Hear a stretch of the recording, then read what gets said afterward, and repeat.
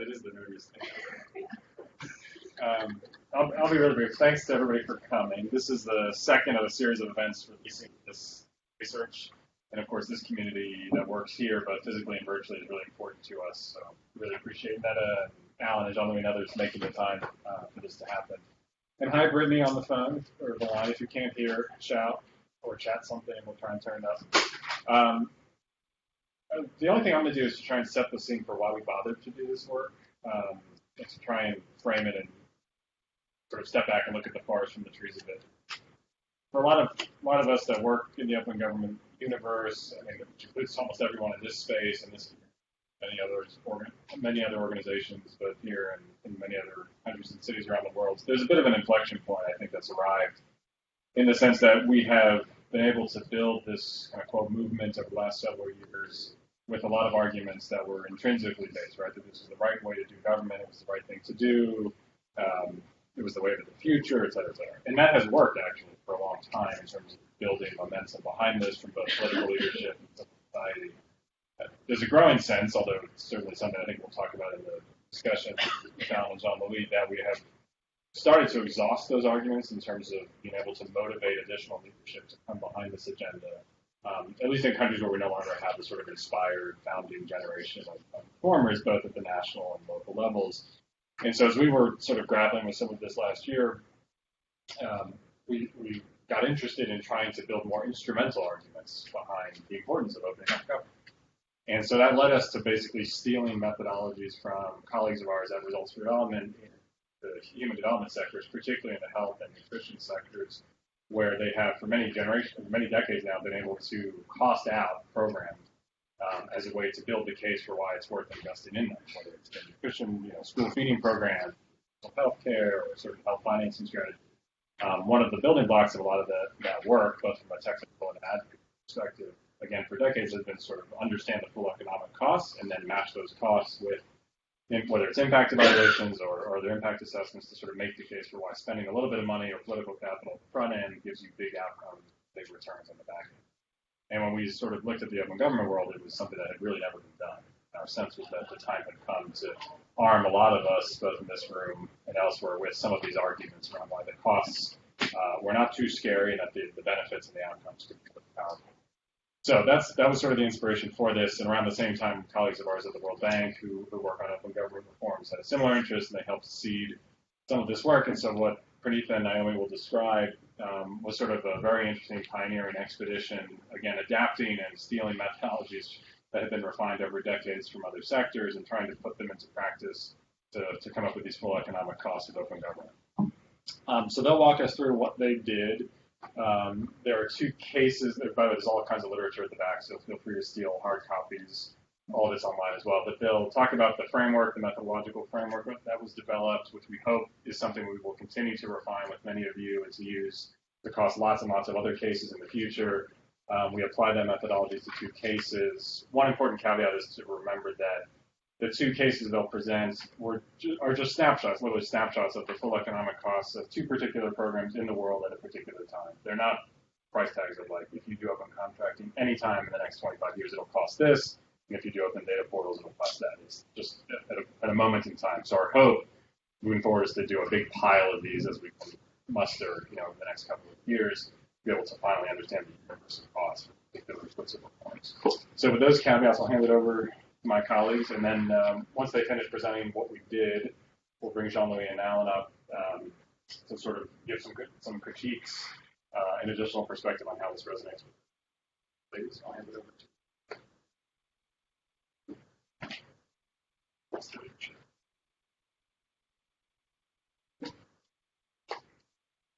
All right, this is Praneetha and Naomi. Sorry, I didn't do proper introductions. Hi everyone, thanks Nathaniel. Praneetha, Naomi. So we'll walk through very briefly three key things. First, we'll talk about the purpose of open government costing. Nathaniel touched on it a little bit. We'll expand a tiny bit on that. Why are we doing this costing? Why is this work important?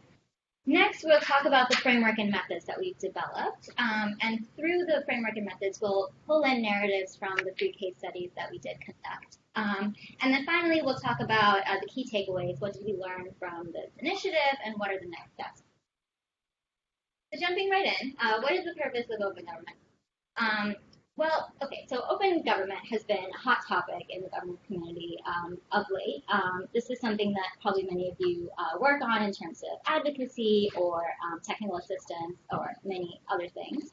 However, the case and the evidence for why open government reforms and programs over other types of programs is rather slim, especially in low and middle income countries when different kinds of initiatives are fighting for the same pool of limited money. So why open government over health? Why open government over education, etc.? So what we've done is we tried to fill that gap in that data of implementation. The first thing we did was develop a costing framework. So this is a methodology that helps us estimate the cost of open government programs. And using this methodology, we costed 3 cases, and this was an effort to build a baseline of estimated costs of these type of programs. And in the future, we hope to use the framework and the costed cases to tie the cost of open government to the value and impact. So identify the return on investment, cost benefit, cost of impact. And then finally, use this data to advocate for the adoption of open government reforms in the future. So to fill this gap, we developed a set of resources. The first is the new costing method. So the method, as Nathaniel mentioned, is built off of the nutrition, education, and health sectors, but it's adapted specifically to the open government world. In health and education, there are much more direct costs. For example, a lot of the cost drivers include medical supplies or textbooks, things like that. That's not something we see as much in the open government sector. So this new framework is adapted to the specific needs of this kind of field. Then using this methodology, we developed cost estimates for 3 different types of programs. The first is the Prozoro e-procurement system in the Ukraine. So your colleague will be very happy about that. And then the next one was the Open Data program in Sierra Leone. And then finally, the EDEA 3-in-1 system in the Dominican Republic. Now, this is one where we didn't complete the costing, and I'll explain why that was the case later on in the slide deck. And then we've also developed a toolkit. So the costing tool is an Excel-based platform where you can basically take the methodology that we've developed and apply it yourself. It comes with a manual, so you can take it, apply it in your own backyard, and cost your own. So we hope this will be a really important resource for the community. And then finally, the Priceless report and brief pulls all of this together. Okay, so now I'll walk through the framework and methods. So this costing process is really the backbone of our costing methodology. It has 6 steps. I'm going to list them now, and then each of the 6 next slides will go into each in more detail. So the first step is defining the scope of the program. Second step is identifying the type of cost. Third step is developing a framework. 4th is identifying cost categories. 5 is data collection, and 6 is data analysis. So jumping right in, defining the scope of the program. This is really the who, what, when, where, why of the program. So to put it in a different way, it includes purpose. Why are you doing this costing? Is the costing in order to identify the total cost of the program from the outset until the end of the program?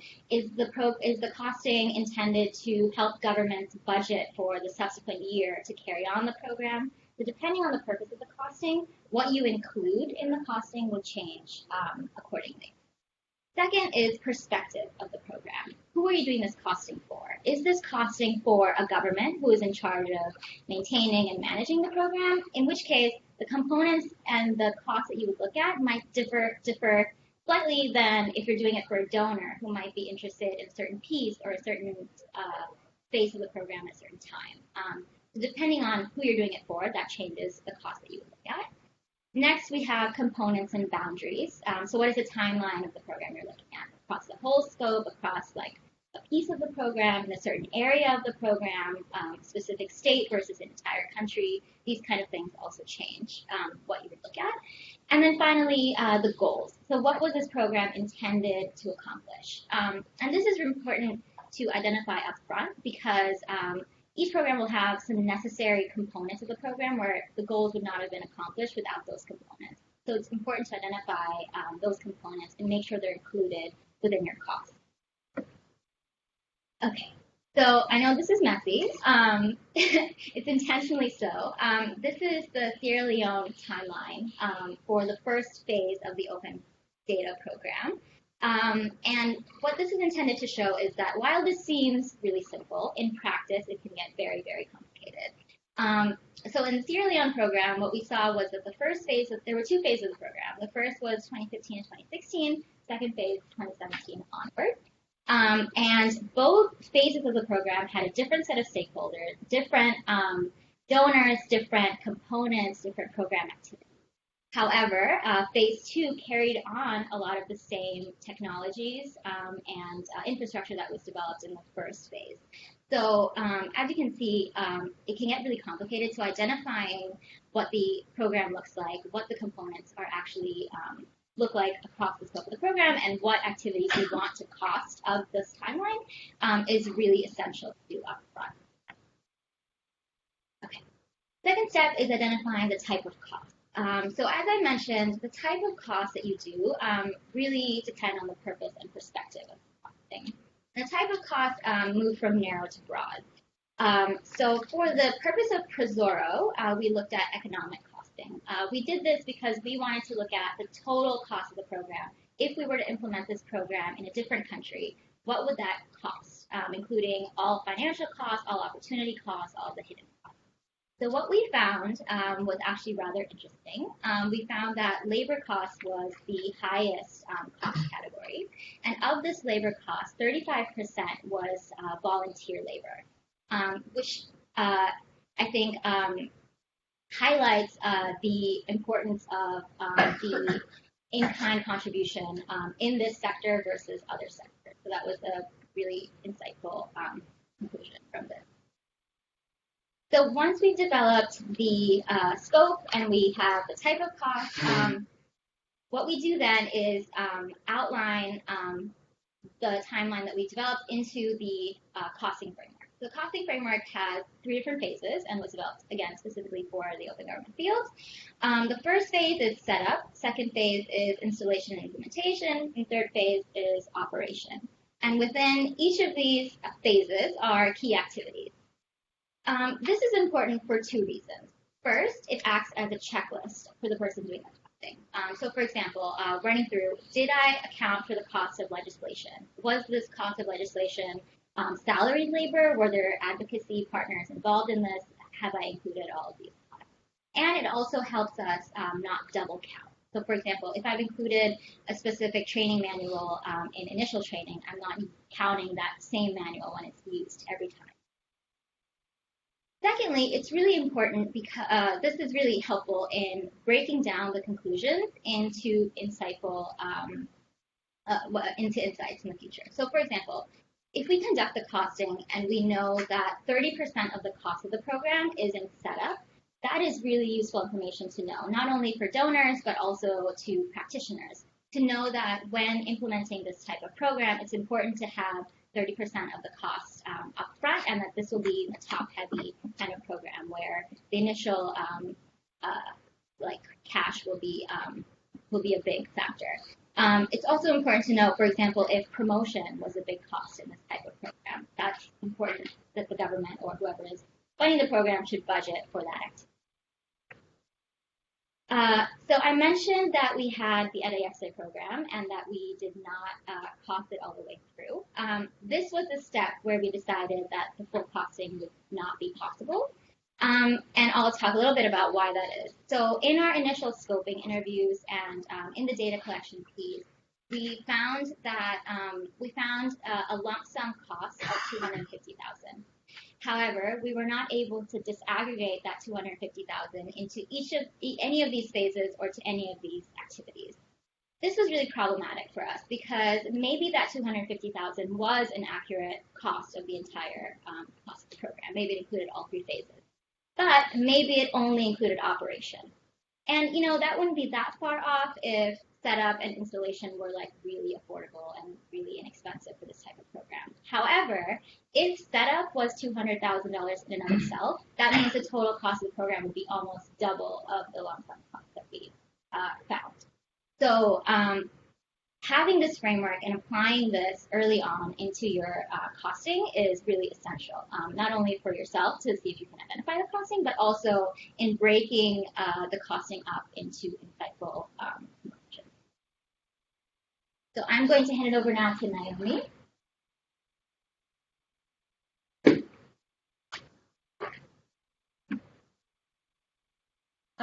All right, so we've now gone through the first 3 phases of our methodology, and so we've identified the scope, we've identified the types of costs, and the program activities.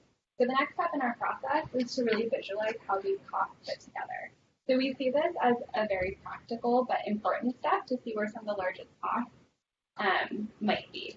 So we've already seen the line items on the left during step 2 and the program activities across the top during step 3. And so this is really how they come together. The chart we have here is the Tesoro chart. And you can see that labor costs are across most of the program activities. So when you're doing your data collection, you would expect that these that salary expenses are going to be the most consistent costs that you're going to encounter. So while we are laying out a methodology for costing open government reform, it's also important to know that there's some flexibility in this framework. So we know that not all open government reforms look the same, and that not all these categories are going to be relevant across every single case. So, for example, with the Sierra Leone program, we determined that we should add a contract line. And this is because we had a large number of contract budget documents that we were unable to break down into their smaller component pieces.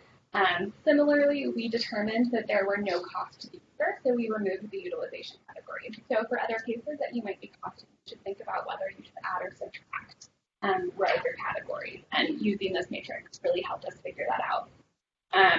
I also want to say that it's important to do this step prior to the data collection phase, so you know to capture all of the information in those blue boxes. So this also serves as a checklist for step 5.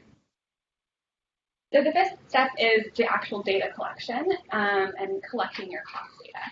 So we see that there are 4 ways to get this information: through interviews, through planning documents, through expense and budget reports, and through direct observation. Obviously, having a wider variety of data sources is going to give a much more accurate and clear picture of the open data program as a whole, and it's going to make your case study more robust. So as an example where we had a pretty wide variety of data sources is the Sierra Leone program.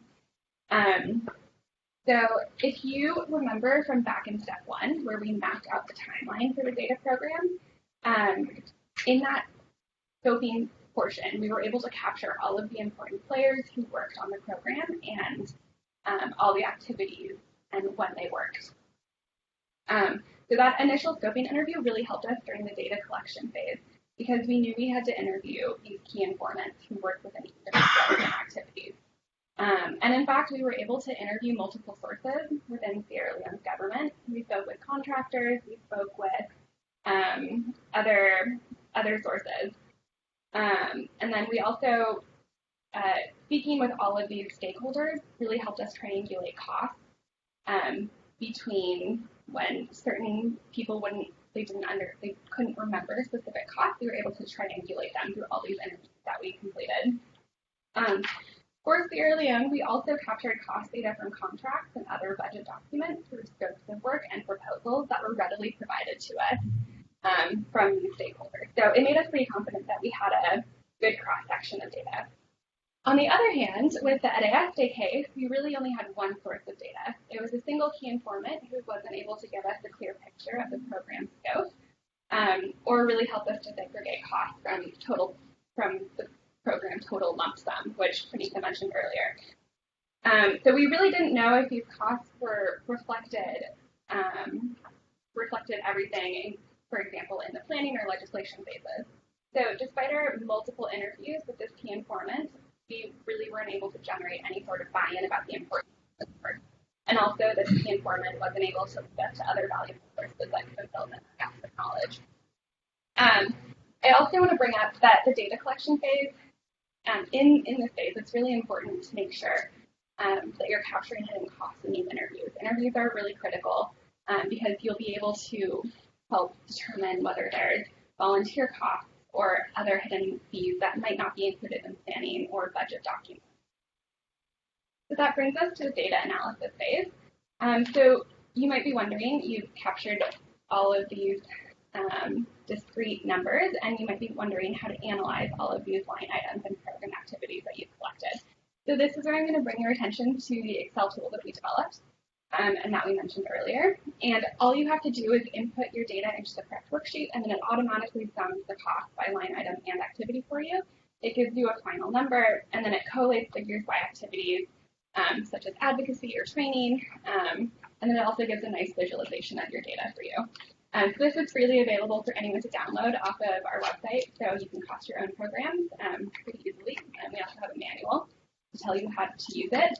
And then, so we used this tool for both Tesoro and Sierra Leone, and the numbers here were the results that we came to. And I'm going to come back to what these costs actually mean in a couple minutes.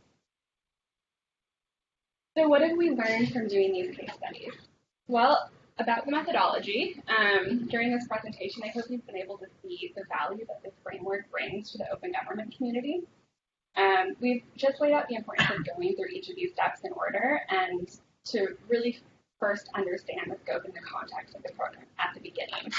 So you need to make sure there's a certain amount of buy-in from the key informants that you're interviewing to get the most robust data. Now we've also learned a bit about costing open government reforms in general. So first is labor costs make up the largest percentage of costs. So whether these are salaries from the public sector or consultants, we know, at least from the case studies that we've done, labor has been the largest cost driver. We also know that it's important to find the hidden costs. So these were only captured because we did an economic costing and not a fiscal or financial costing. And these hidden costs include the opportunity cost of volunteer labor or the cost of existing resources, such as computer equipment or other infrastructure that is necessary for the program's operation, but you may not think about ordinarily when you're costing an open government program. Now I'm also going to mention the importance of both these programs had with, there was a variety of actors that worked on these reforms. So both Tesoro and Sierra Leone, they're open government initiatives, but neither one was developed or run exclusively by the government. These really were collaborative efforts that included government actors, civil society organizations, and the private sector. So that's an important insight for implementing open government reforms in the future. So what are the next steps from this work? Well, first we need more costing analyses. So we want to continue to build evidence on the cost of open government initiatives. And because what we know from these case studies is interesting, but it really only tells us about these case studies by themselves. It doesn't really tell us that much about the cost of open government reforms as a whole. I also mentioned during the data analysis step that I would come back to what the cost of these programs mean. And Nathaniel mentioned this earlier as well, but ultimately we don't really know what these costs mean. Tesoro's costs might be an outlier, or it could be well within the range of typical procurement systems. But we really don't know the answer to this until we have more case studies to build on. We need to have more observations in order to help us make more generalizable conclusions about the cost of open government reforms as a whole. Also, looking at the value of these reforms is just the first half of the cost-benefit analysis, and it's really just the beginning to understand if these programs are a good return on investment. Finally, we want to let you know to please use these resources that we've developed so you can start costing your own open government programs, and it's going to help us build the sample size up. We've really only taken the first step here, and so we hope that this community gets a lot of use out of these tools in the future. We have the URL where you can download the reports and resources. We also have them in the back. And thank you.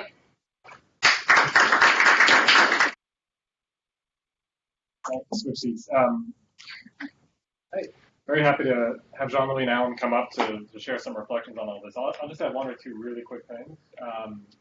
It's a really nice presentation. One is to reinforce this sort of tension and trade-off, and this is largely for our work as well as many pieces of work that people in this group do, in terms of wanting to do additional costing, it can be tricky to do this retrospectively, or at least it's harder because you are really relying on key informants and documents to give you, hopefully, this holistic picture of the full cost. And sometimes that's just not good enough, or you only get a glimmer of what's there. And it was very delicate for us asking, government officials in Sierra Leone, like, what's your salary, so we can estimate what percentage of time you spent on this program, and then we can come up with a dollar amount. It's just a delicate conversation to have.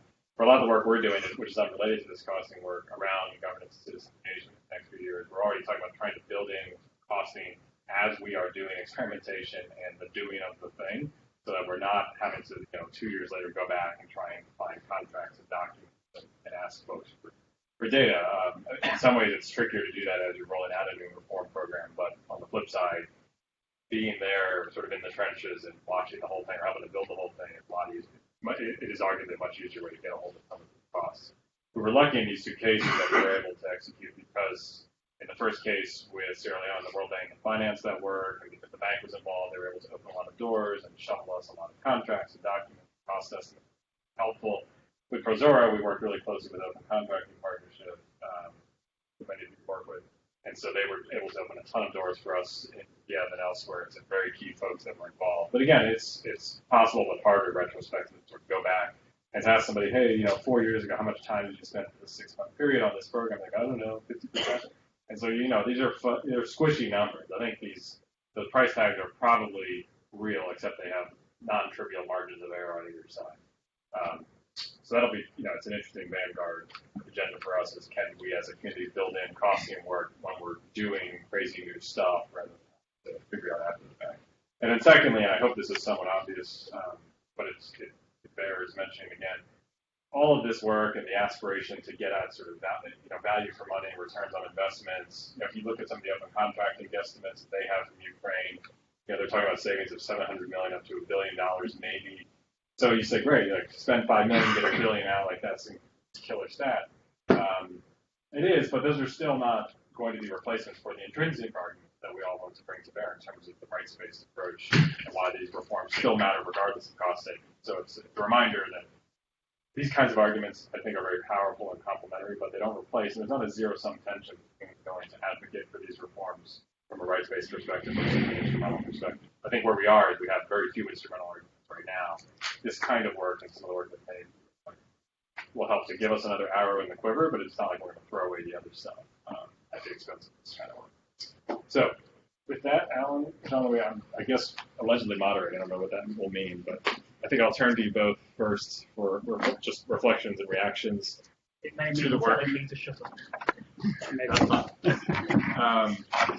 I have, as many of you know, very long and deep and rich histories working with both of you, so I really don't want to impose. And also apologies for the mantle, which I just realized not optimal.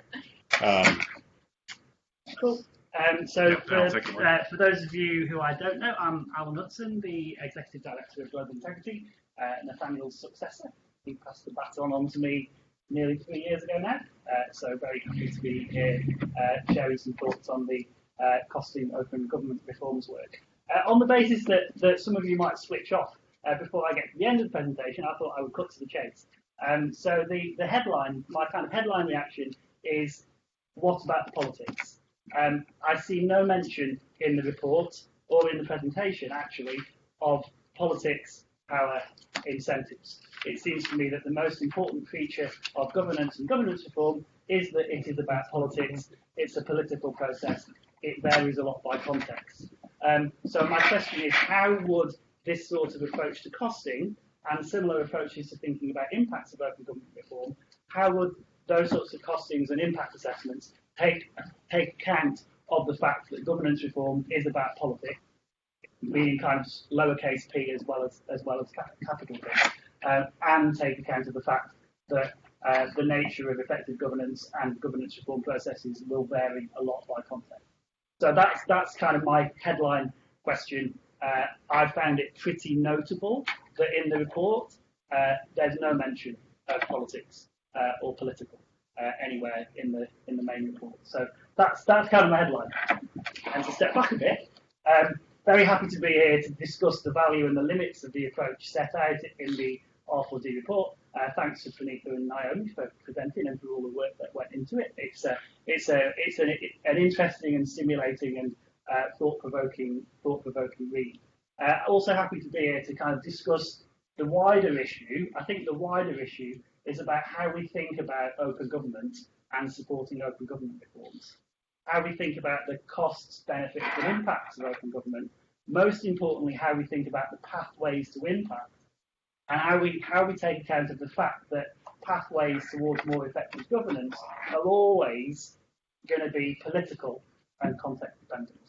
So I think that the discussion around the costings approach and the costings framework developed by R4D is an important part of a broader discussion about how we think about open government and thinking through the costs, benefits, and impact pathways of open government. We at Global Integrity, we've kind of followed this the process of this costings exercise closely over the last 18 months. We've been part of the name changes sometimes, but the World Bank kind of hosted research consortium on the impact of open government, and so we've kind of followed and engaged in this process over the past 18 months. So the comments that I'm making now are not, Nathaniel said, certainly Nathaniel has heard them before, and we talked about them before. And I guess it's important to say that, clearly this report was in part produced to meet some needs that some people within the World Bank felt. So, in a way, the user, one of the important users of the report was the World Bank, or some of the kind of open government enthusiasts within the World Bank. So looking at the costings framework, I kind of have a mix of enthusiasm and scepticism. The enthusiasm, because I totally agree with Nathaniel that the open government agenda needs to move beyond rehearsing normative arguments for openness and pay more attention to the costs, benefits, and pathways to impact. We're certainly in agreement on that. The blog post I did last year on the value of open governance makes very much that point. I also think that the R4D costings framework is a really useful effort to encourage systematic thinking about costs and to enable cost inefficiencies and potential savings to be identified. And as the report says, I think it provides a very helpful framework or scaffold for generating data. I also think that while estimating costs is in some ways definitely the low-hanging fruit compared to thinking about impact, there's no doubt that it's a really important part of the mix. I also appreciated very much, and this is definitely a strength of R4D, the fact that you were able to borrow and adapt approaches that were taken by colleagues in the kind of human development sector. I think so, which saves potentially reinventing the wheel, although also requires some thought about what's different about governance as opposed to more technical areas like health, education, and nutrition. I also very much appreciated the slide that Naomi showed about the lessons and the learning that has been generated through trying out this costing exercise. My scepticism. So that's my enthusiasm. My kind of scepticism or questions about the report and the framework is one, I have some concern, and this comes out in the language around using costings to arm people to advocate. I have some concern that this is part of a push to, quote, make the case for open government. My view, that's not really, or not the only thing we should be doing. It should be an honest and open exploration of the costs and benefits and value and limits of open government, and the possibility that poverty can be reduced massively in countries, China for instance, that do not have the open governance that we might normatively think is a good thing. Reference there implicit to the work of Yuan Ang on how China escaped the poverty trap.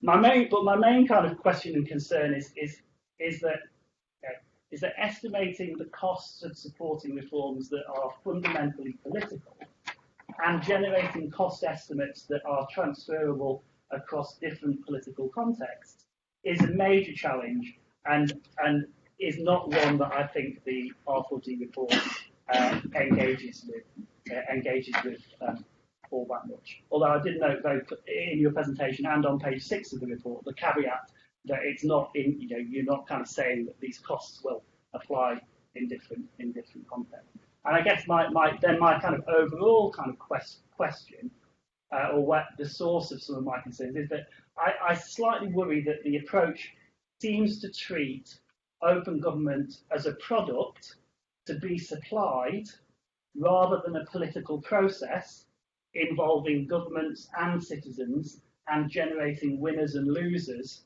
and a process to be navigated rather than the products to be supplied.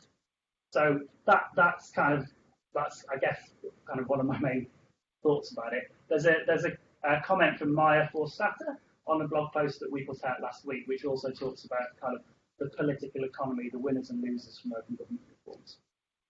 But there's no doubt that information about costs and still more information about impacts and pathways can be helpful inputs into decisions about whether and how to invest in opening government. But there are significant challenges in translating information about costs in one context to decisions about investments in other contexts.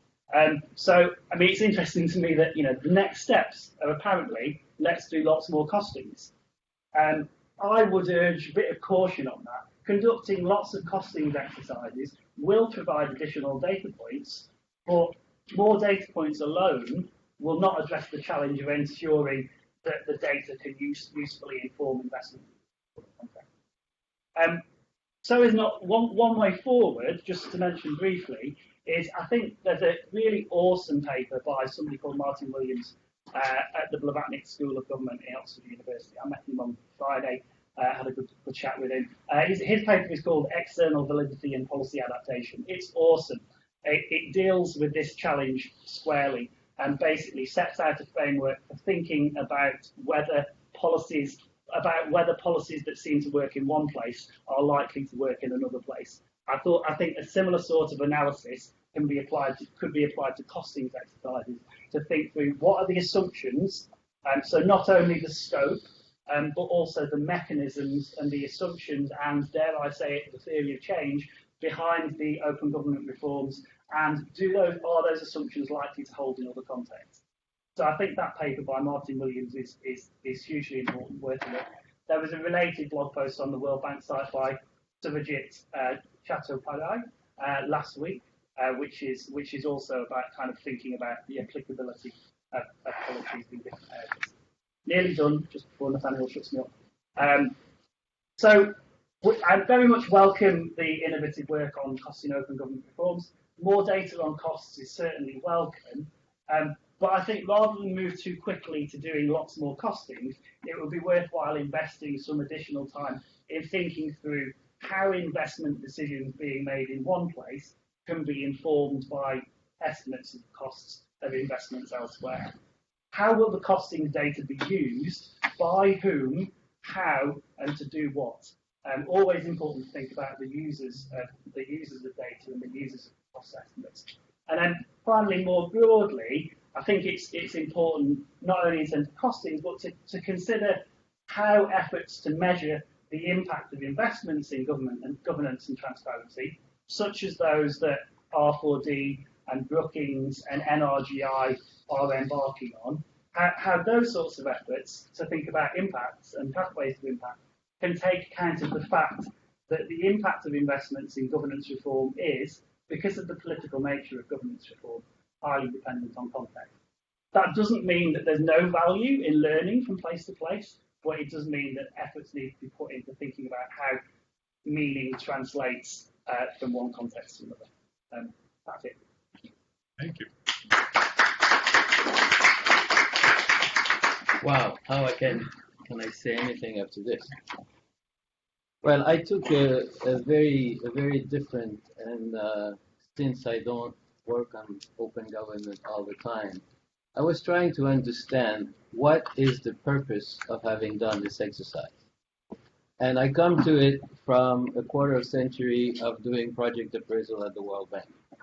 So I thought, what's so new here? And I was trying to read the paper as not within the broader context, because I understood it to be not a replacement for a more political, qualitative, rights-based approach, but one more quiver in the one more arrow in the quiver of to talk to people who say, all right, just give us some hard data about what is it that we can expect from this. So, I'm not going to go the road that Alan just went, because I agree with most of what he said. My question was much more from the perspective, a much more technical perspective of project evaluation, because that's what it's all about. What is it that is new here, if anything? And I spent most of the evening last night reading the report and trying to figure out what am I learning here that is not, what you would find in very old manuals about project appraisal. And I found that basically what I thought was the real contribution from my point of view, and I may be mistaken, was much more the effort that you made in gathering the elements that need to be costed. Because it seems to me that this is very much something that is in line with the partnership, the multi-stakeholder approach of the open government movement. So my recommendation would be, rather than having an Excel worksheet, which is useful but is not so specific to the open government movement, what can we learn about these experiments, about how can we design the universe, how can we seek the universe that we need to take into account to measure the costs. And frankly, I'm not sure that building a vast database of costs is going to be very helpful, because as Nathaniel and Alan said, they are so context specific that if you were to do a prozero like in Chile or in Vietnam, you might find very, very different costs. So that the question is not so much that as trying to say how far do we go on the cost side, and how far do we go on the benefit or impact side, so that we make sure that we have something that can be applied to different contexts in a way that respects the specificity of each situation. Because to me that really is how far you went. Just the categories you have. Fine, this is salaries and costs and this and that. For example, in the column that you eliminated, I believe it's in the Sierra Leone one.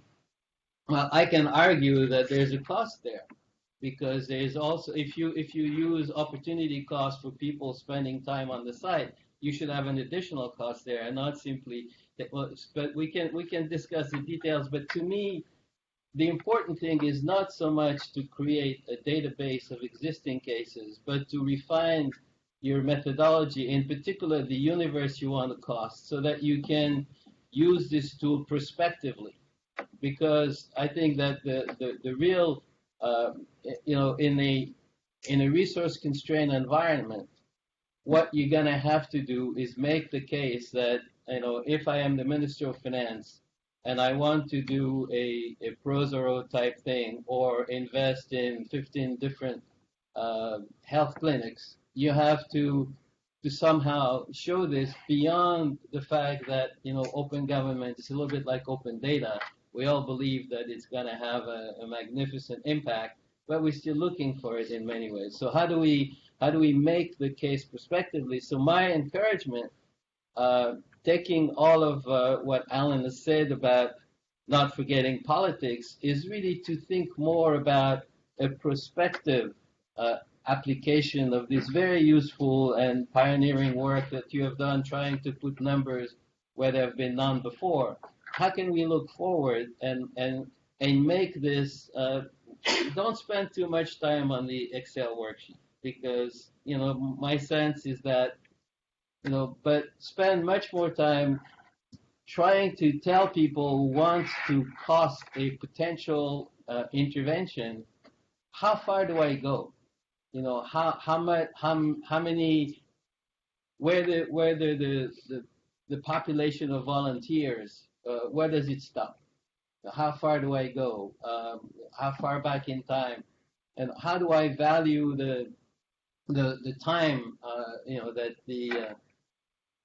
That those are, to me, the real lessons that we can draw. So if you, I don't believe that having a whole series of costing, say, of e-procurement in different countries is necessarily going to be helpful to the decision maker. It could be helpful in refining your methodology to get to a prospective analysis of somebody who wants to create an e-procurement system. So those are the kinds of thoughts that I had, and I would really encourage you to, on the technical side, to look at a very, very, very rich literature on project appraisal, because that's what in the end, that's what it's all about. So I went back to make sure that I was not off my rocker. I went back and I read the Bible that I had to learn when I was a young project officer at the World Bank, which is the project appraisal methodology that was changed over time. And there may be some things there, in particular in the differences between the three kinds of costs that you have, that you may wish to take a look at as well. Let me stop here. No, that's great. Thank you, really, truly, both of you. No, I really appreciate the reflections and the critiques. Well, I'll suggest I can offer just 1 or 2 minutes if Naomi and Praneetha have thoughts as well, jump in. And then we can open this up just for discussion until we exhaust interest or energy or both. Jean-Louis, lots of good points. I mean, I think, just speaking personally, if I had all the power and time and resources in the world, I would like us as a community to have some thickening of the evidence base for what's been done. So I'm basically saying, yes, we don't need 7,000 costing cases, but right now, as a community, we have at least 2. That's it. We probably need a few dozen, whether it's in this area. We have no idea what participatory budgeting costs. You can just rattle off the list right now. So I would advocate for some sort of middle road there, which is, yes, we don't need 5 years of endless costing, building up a library of 720 cases, but I kind of think, I would argue, we need some benchmarks in some of the big areas where a lot of us are investing. So PV, open contracting, 311 is actually to me a little less interesting, but it's still a judgment call. But I think we're starting from truly zero. That's just reflection. Respond to that, and I think it's a good tip, separately from that, looking at the project appraisal to see what we could glean and steal from there. And you're absolutely right. Your takeaway that this is fundamentally not new is spot on. All that's new, really, in terms of the methodology, is the application of it to this universe, right? This is old. If you talk to people who do this stuff in other sectors, it's completely boring and mundane, right? They do this stuff 7 times a week. Here, it's just never been done. So there's nothing novel except for really the application and a bit of adaptation on some of the ways we ended up constructing the methodology. So, yes, all that. But you were shaking. Well, no, I think finger on that. No, I think that what you said would be decisions. If you had all the resources in the world, do you do more costing or do more cost-benefit analysis? Because this to me is half of the story. That you have to try to see. All right, we invested X, and we can. The problem with the benefit, as in all cost-benefit analysis, you can claim the world as the benefit of your project. So that's a slightly different thing. But I think that where the learning for me could be is in the learning of what adaptations you had to make to use techniques that have been around for a long time, and that's where the real forward-looking dimension could be. Yeah, that's good. And then just 30 seconds on Alan's really great points. We did take a somewhat intentionally technocratic approach to this. that's why the report and the methods are silent on politics. That said, I think where all of this work comes from is actually trying to respond to a lot of demand, although it's not often articulated in public, from political reformers inside of, especially public sector institutions, who are fighting really, as many of you know, really serious and never-ending battles with other parts of the bureaucracy and ecosystem to even attempt some of these reforms.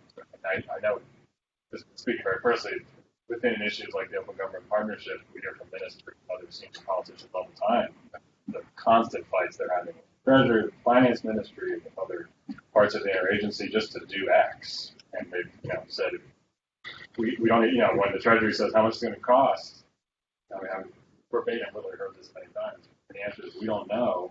That puts you in a bad spot. That's just sort of human nature.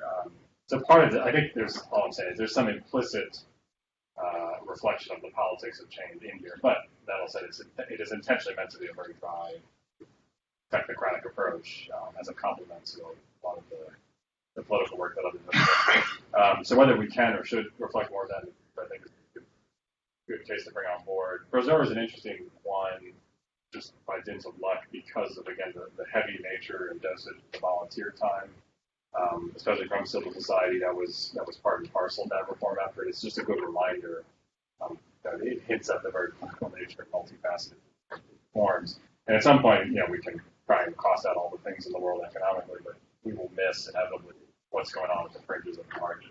And it's, again, a good reminder that these things have pretty wide margins of error, I suspect, even when well done. So I'll leave that there. I know there are lots of smart folks that have reflections, thoughts, and questions. So why don't we pivot a bit and open it up? There's 5 of us at least that can be stuck easy to see and respond to questions. So Praneetha and Naomi, if you want to come up and drag chairs, feel free, or you can stay there, whatever you prefer. I'll stand up and question. Yeah. Yeah, I'm struggling a little bit to understand the political critique. I was hoping you could clarify. Are you concerned about the absence of political factors in actual analysis? That might be, you would like to see representation of non-monetary costs in the analysis, or are you concerned how political factors affect data gathering biases, but that has to say internal validity of the exercise, or are you primarily concerned with how it's used?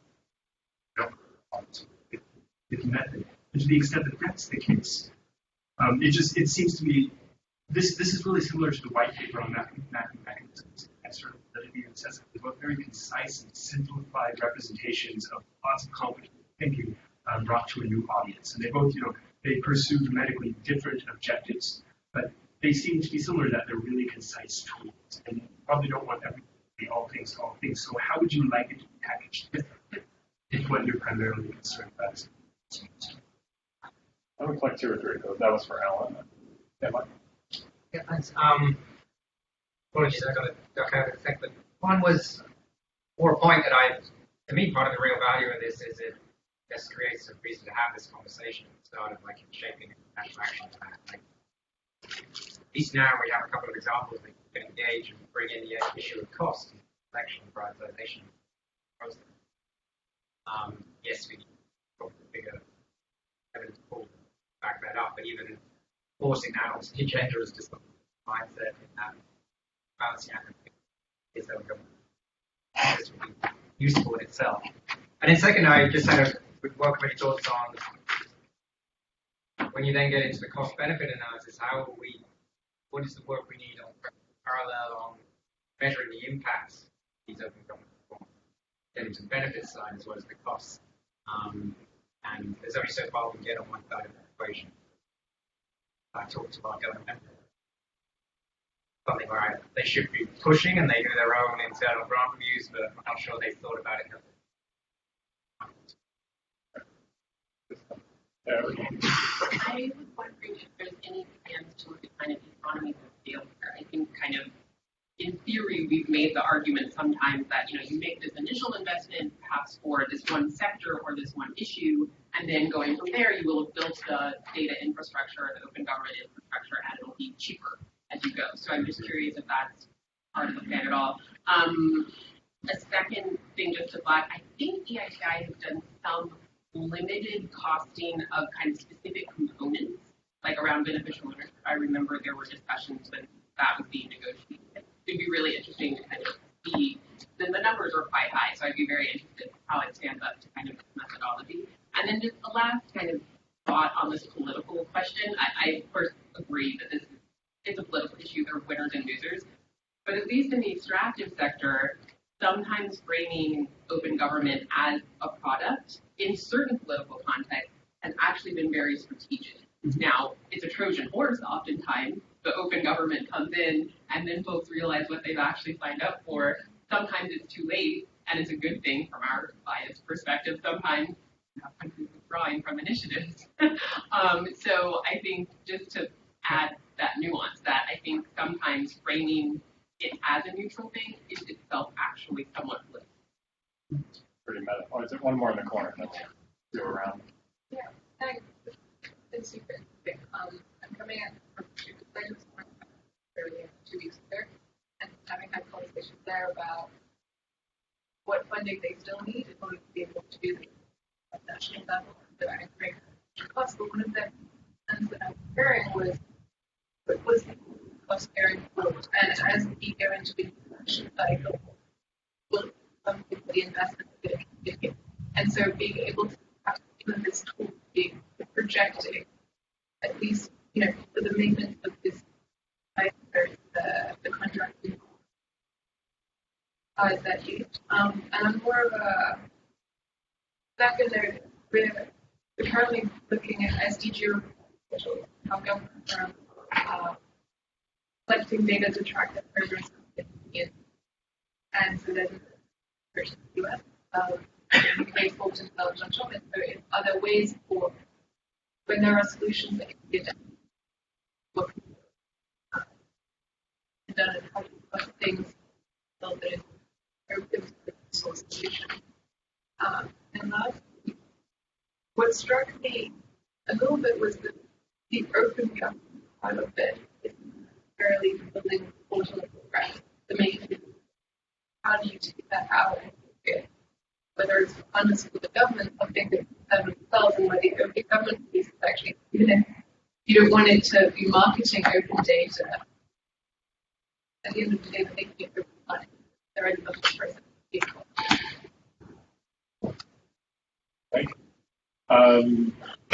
Order go in order. Alan, do you want to take Chris? Yeah, happy to. Chris, thank you for the question to clarify. I mean, so my primary concern is the external validity issue about the meaningfulness of cost estimates that are made in one place, the meaningfulness of those estimates and the value of those estimates in another place. So that is my primary, that's my kind of primary concern. Basically, just to reiterate a little bit, because it is definitely the case that the cost of doing something will differ from place to place. Also, even more so, the impact of doing something will differ from place to place. I mean, the cost of doing something that is fundamentally political and the impacts of doing something which is fundamentally political and about power dynamics and incentives and those things vary from place to place. That therefore the costs and impacts will vary from place to place. I mean, that is just fact. Just but to be clear, that does not. I'm not saying that means that data.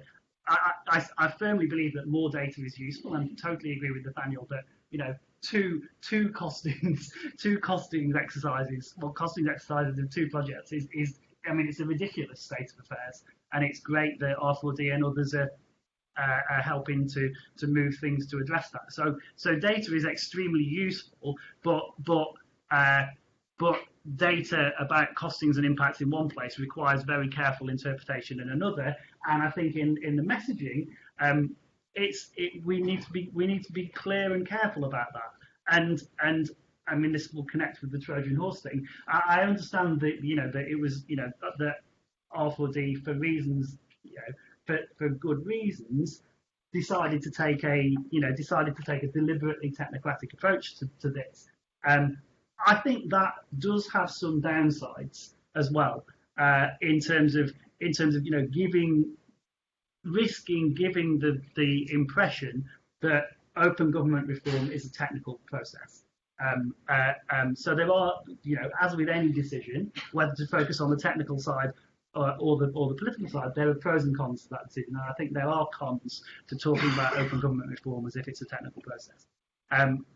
Which then connects to the Trojan horse example. I mean, yes, totally. And I've played this game as well. Let's pretend that budget transparency is a technical thing and not a political thing. But that kind of and that can work. It can also backfire, and it does backfire, and it has backfired in recent years in different places. So I totally get the Trojan horse argument. But again, there are downsides to that as well. Yeah, great stuff.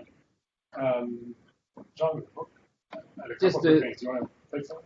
No, just two thoughts. One is the question that Audrey poses is a very key questions of sustainability. How do you have made that. Is the cost of sustainability in the case of Sierra Leone with a new election, new government?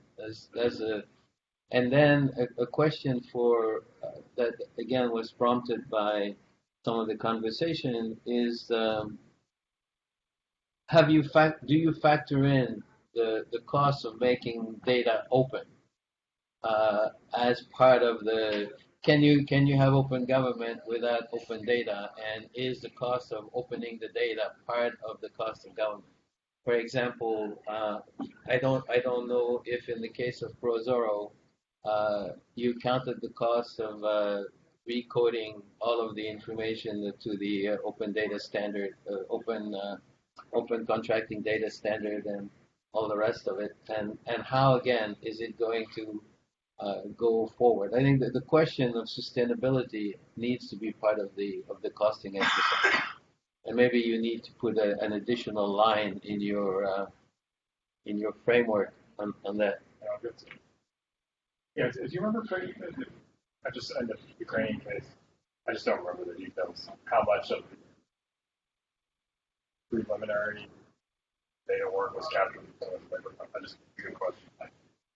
So I included the use of the open data standard, and we did include all the costs. They had a paper before they had to on it. And that's part of the reason why we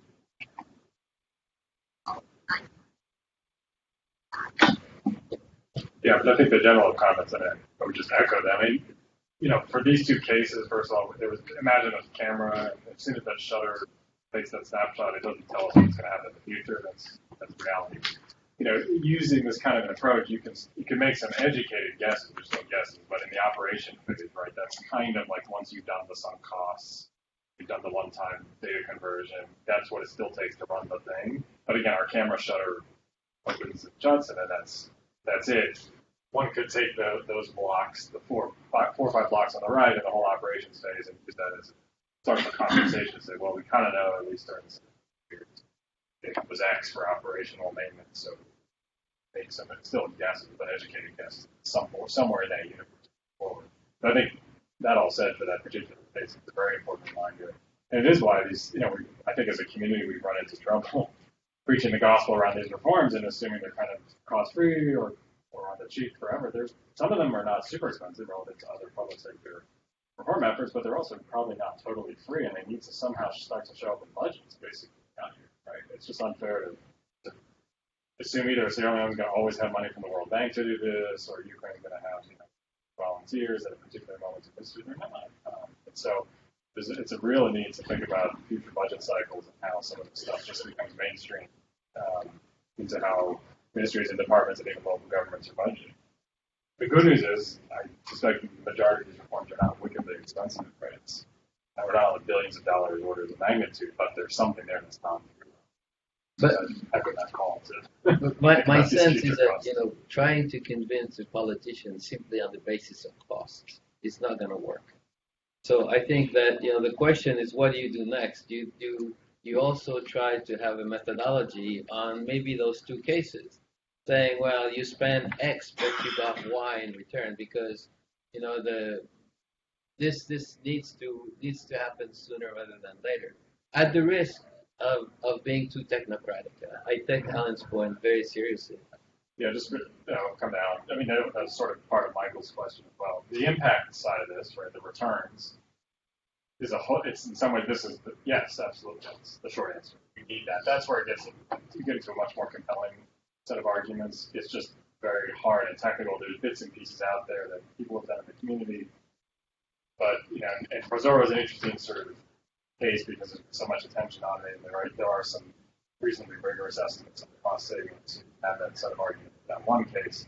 But it's a huge other agenda, which a lot of people in this room and others are starting to tackle. But it's frankly much more expensive and time intensive to get an impact than costs. Costs are the easy part of that equation. It's the right side of the equation. It's really, really necessary, but also really hard to get at, especially given the kinds of Just very briefly building on Jean-Louis' point and going back to the Trojan horse example, it makes me kind of think that in a way the key challenge is about how to make technical costings exercises done in one place a useful input into a fundamentally political process in another place. So it's not only the shift from place to place, it's also the shift in kind of tone from technical to political. And it seems to me that that's kind of an interesting and not intractable challenge to grapple. Yeah. Let's do another round.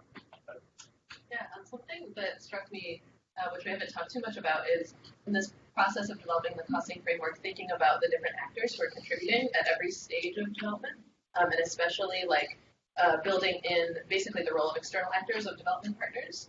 So whether that's in the advocacy process of persuading folks to get on board with a new initiative, or in the training or ongoing sustainability part. So I'm curious in these examples, what did that look like for you? Was there anything striking that came from that assessment? And then just as a broader point for us, I think as a community, I think there could actually be some really interesting ways to pull out the cost of the involvement of external actors in any open government reform in a way that could actually give really useful political insights as well, right?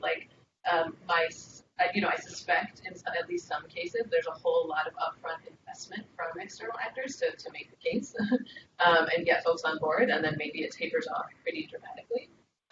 But I think that there's just really something quite a lot that we can be learning from extracting the role of development actors. Yeah, I love that. Yeah. Let's field a couple more down. Yeah, and one of the things, well, first off, I think this is actually really useful in terms of pegging costs and making the argument that very frequently I'll hear people say in making the argument that, it's not that expensive. And that's kind of the starting point. And essentially what that leads to is you get a toehold in, and you might get a pilot out, but then a year later everything's fizzled out because budgeting wasn't really accounting for recurring costs, so forth. Looking forward to the benefit side, and one of the things that I'm really interested in, hope that we as a community get further along with, is what is the actual benefit of the openness side of this versus the process of going from a paper-based system to an There have been there have been several papers done estimating the benefits of e-procurement and cost savings. So I think unpacking what are the cost drivers in terms of policy, technical, procedural, personnel, et cetera, to roll out these benefits, but then also on the benefit side, really being cognizant of which of these pieces can we credibly say, are actually driving cost savings, and which of them are a feature or good to have from a normative sense, but maybe you can't make the case. Transparency and Prozora that is causing cost savings. It can be the move to machine readable and to e-procurement, as well as just the fact that you have a post-revolutionary system where graph was a big part. Yeah. So I think that's actually, Chuck's point is good. Obviously, in the end, what people make an argument for is sort of what's the impact of something that you want to pay for, right? Sort of on the political side, the impact that you want to achieve is what people care about in the first place. And then sort of in the second step, people think about cost. So in a way, sort of this study is great in that it sort of gives us an angle to analyze that and to make a case for it. But what in the end really matters to make a compelling argument for spending any money is that expectation of impact. Now, we know that impact is the issue that we grapple with in development and policy making overall for years, decades. don't have easy answers to that. But just along the lines of what Josh just said, perhaps it would make sense to sort of like do a follow-up to this particular piece and say sort of like here are 3 particular ways in which we could imagine framing sort of whatever we've done impact or outcome. Here are 3 particular ways that build on 3 particular sets of assumptions. And you as sort of actors in a particular open government space are free to sort of like see whether any of those arguments and those assumptions that we have for each of those models of how we want to account for outcomes, how that makes sense in your context and how you could best use that. So without sort of like claiming that in the end we come to a particular number which specifies impact for a particular set of outcomes, just laying out sort of like 3 alternative options of various scopes of what outcome could affect, to then sort of like empower people on the ground to really use that in order to make the argument for open government. Let me do this round next. Andrew, Yes, I've drawn on a number of comments. I thought it was interesting. Quasar was an interesting choice of product to use. It's well known and is successful, and so for that reason, it's kind of what got me in this room. And so it's had that effect. On the other hand, it's a very unique and unrepresented case. You have a project that was created by a civil society organization, adopted by government. It's had any number of funders. It's had many offshoots of ProZorro. There's DoZorro and all sorts of things that sort of build together. It was built from scratch, and usually when a country purchases or an entity or a state purchases an e-procurement system, it's something that's off the shelf and much less costly on the sort of e-procurement side of things. And when you get into other aspects of it, you can see how it rises up. But it is also interesting because it's has some characteristics that are priceless. So the way civil society is engaged with government and work together is really unique. It's been a model for other countries and other contexts, and so it's been very helpful from that perspective. But I don't know how you cost some of those things, and building those into the structure of this, I think, really interesting, some really valuable aspects. So we need a price tag for social capital. Yeah. So why don't we turn back and we'll do another quick round before we run out of time. But Alan, Jean-Louis, any thoughts on all the really, really good questions? Thank you. Well, I just the notion of trying to, if you get more funding, I think that the question for me would be: do you continue to build the database of costs, or do you use the work you've already done here to do the sort of looking at the other side of the outcome benefits along the line of what Hannes was suggesting? So I think it's a decision to make, because I think that I'm not, from your position, what is it that the decision makers to continue to push for open government, what do they need? Do they need more idea of cost, or do they need more proof, more technocratic proof that my experience shows that finance ministers are politicians, but also hiding behind technocratic arguments. So if you can take the veil of we don't know to get to politics, that may be helpful. I love the metaphor, and it kind of goes back to the Trojan horse example as well, really.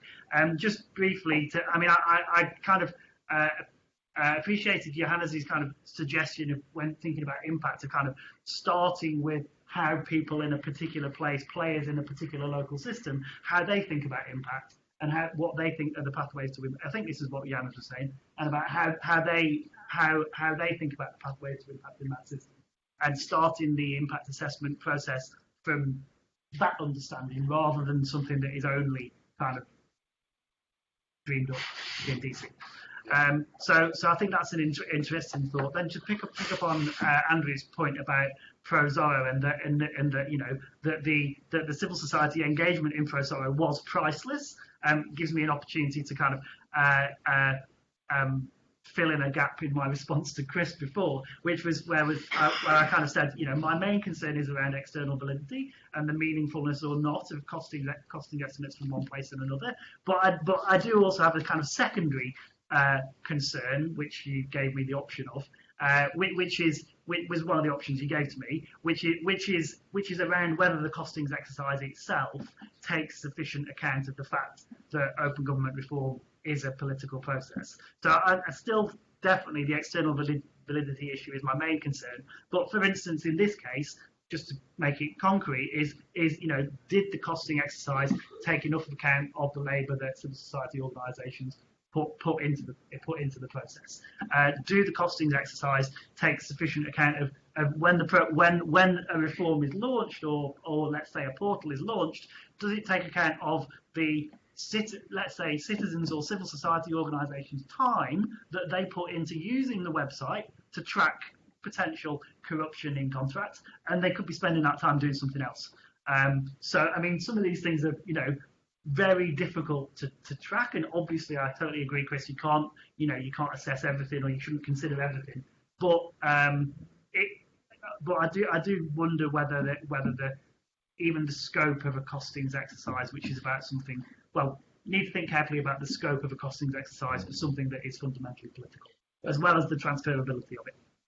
That's why I thought that the first setup, how far do you go and how far back? Now, getting to Alan's point, is a real contribution. Yeah. And if we could get a consensus, because you can go to, lots and lots and lots of things that happen in, how much of the revolution in Ukraine was part of Prozoro. I mean, you put this in as so I think trying to get the conversations around what is it that I need to assess, and how far back do I go, how far forward do I go, what are the conditions for sustainability, how much politics do I put in? Though to me this is really, and maybe this is where learning from some softer sectors can be really helpful, that might need some more definition, because that's, to me, if I were to try to cost and do cost benefit analysis of a project, that's where, how far do I go on both sides, on the cost side and on the benefit side? So that may be something to really spend a little bit of time refining. Yeah. Just Praneetha and Naomi, they had comments. Just to add to that, to Alan's question, yes, the volunteer time to get Prozoro up and running from civil studies is actually in there. Mm-hmm. Go through disaggregated rows and columns. What I was half joking about was the value of the social capital that was built between government and society in terms of the outcome and the impact, to use that term loosely, is not there. And it comes to sort of box one here, as Praneetha said, that's where it's a huge subjective judgment call with this kind of otherwise technical exercise, but where do you draw the lines around the quote thing?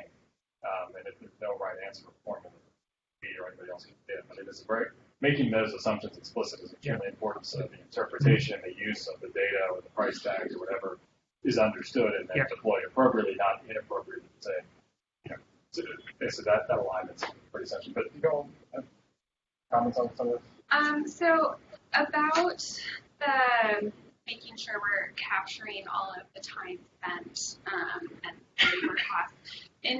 For the Sierra Leone case, this actually also goes back to the economies of scale question. The data portal was developed. The developer used basically the same portal for a bunch of different countries, and then they just tweak it. And in their contract, they lay out maybe 50 hours or so development portion. But for the Sierra Leone case, they actually lost money on this contract, and so because they spent like an extra 100 hours, I think, talking with the government, because there was so much infighting within the government about who owned the portal and who should they actually talk to,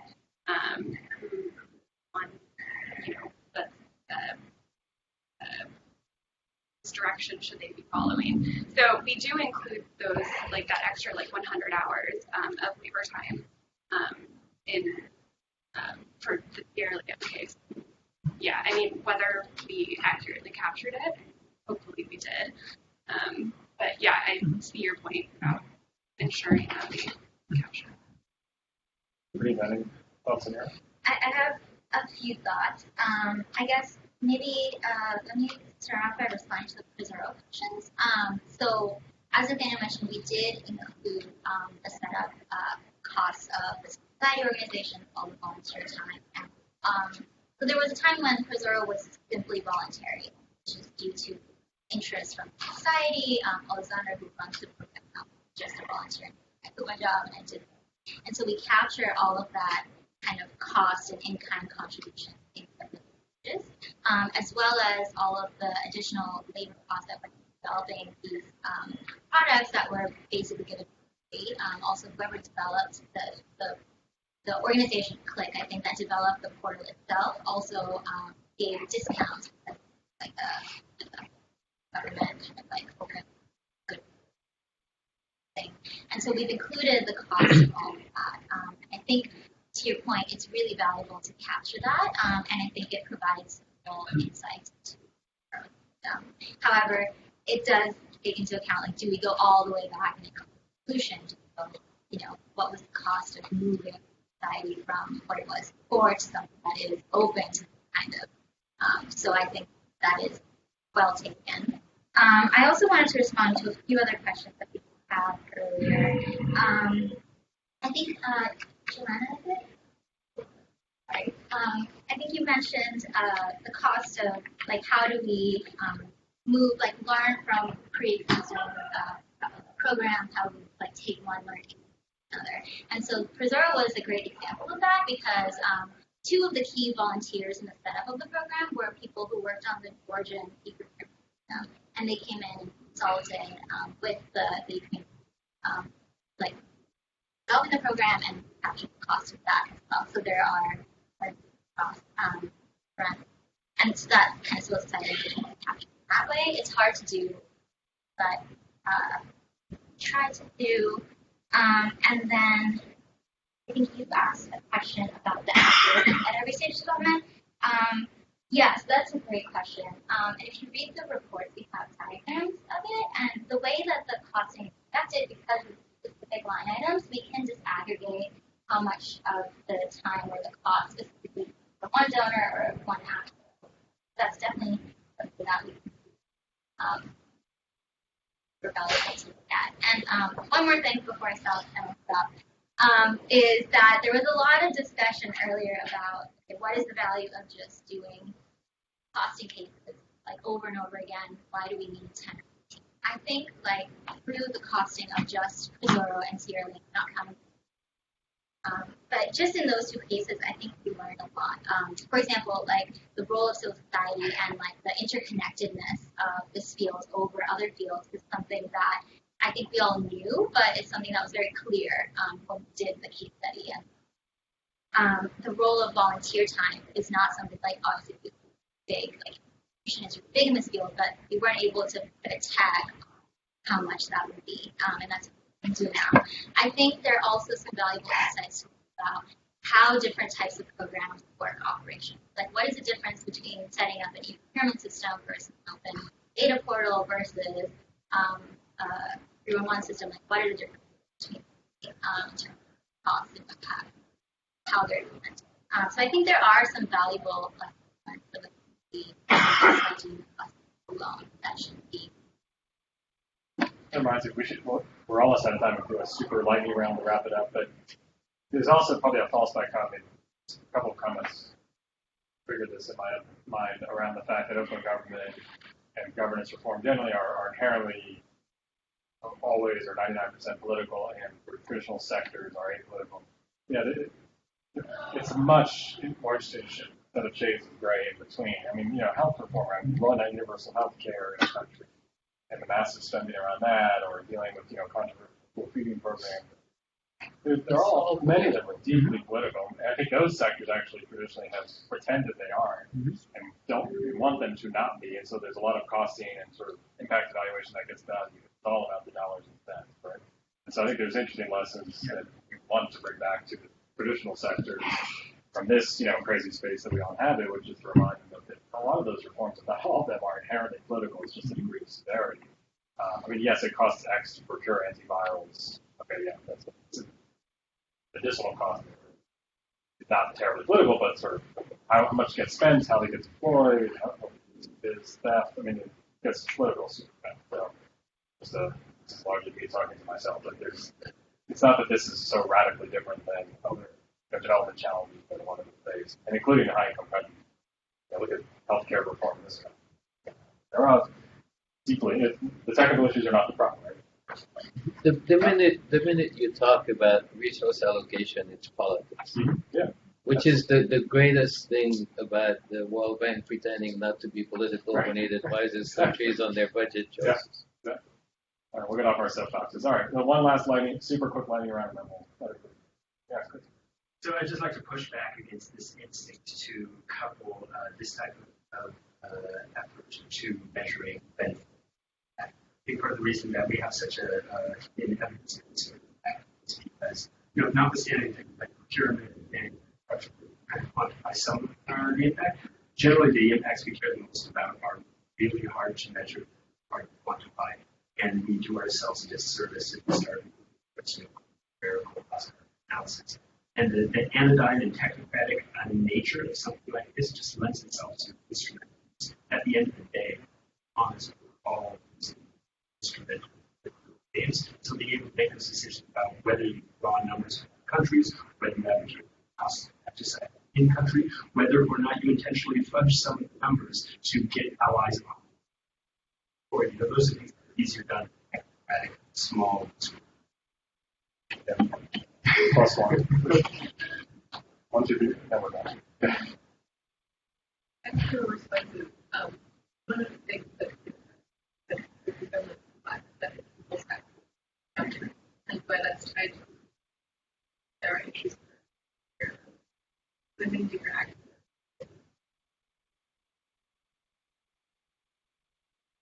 And so one of the lessons that under to help improve the product, but and my next question is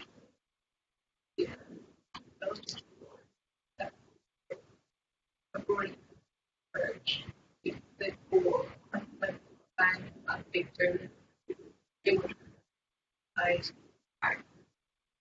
be able to us, whereas this going to the government to be able to evaluate their option and understand how to create a budget and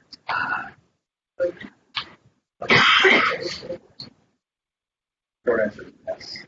Yes, so now, time to dig into all the Yeah, so just an additional thought with regard to the resource allocation, that being political. Yes, totally, obviously, yes.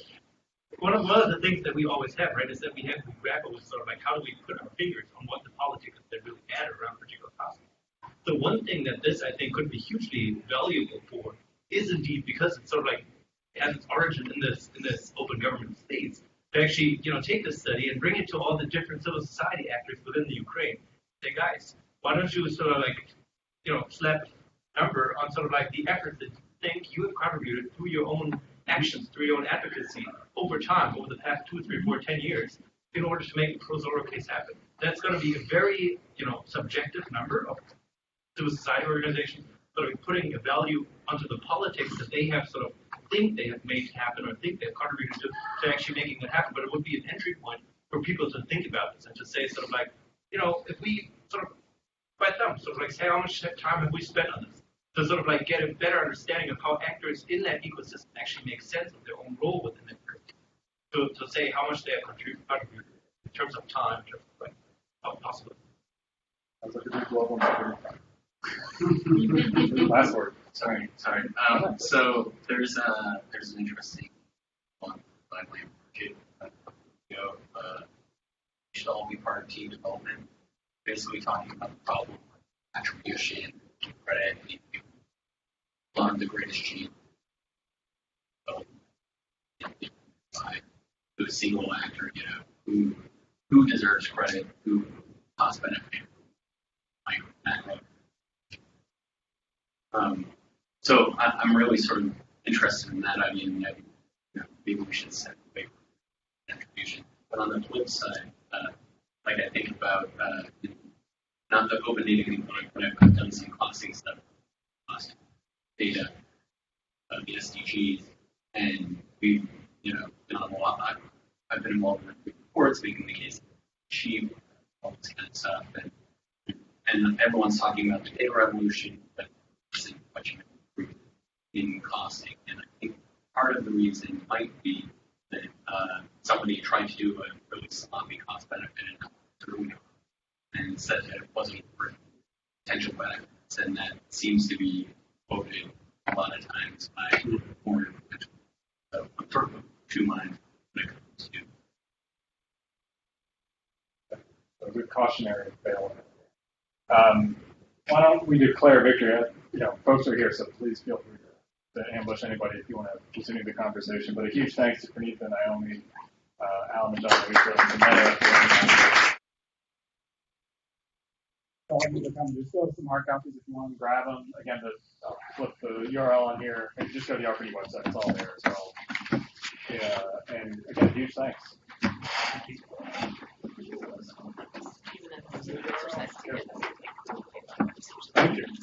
Spend a little time.